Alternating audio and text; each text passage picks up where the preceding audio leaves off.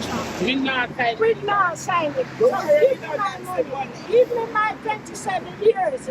I need my redundancy money. I need it.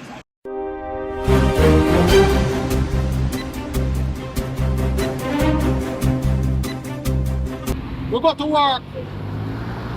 Then they don't want to sign in us. When you call command center tell you that them say, we fi work, but they not sign we in. And send home security. And they say them not pay we. And then don't have anybody to fully dispatch. All those trial things. And we have to be working even though them say them change the name of the company. We are not gonna stop till we get it. And the retracted money. We will not stop because they dealt it up very unfairly. Pauline, yesterday the minister spoke on the money. I don't think he read the contract because that's ready to not spoke that. Don't you read it? And we think he's not in our favor because if he was in our favor,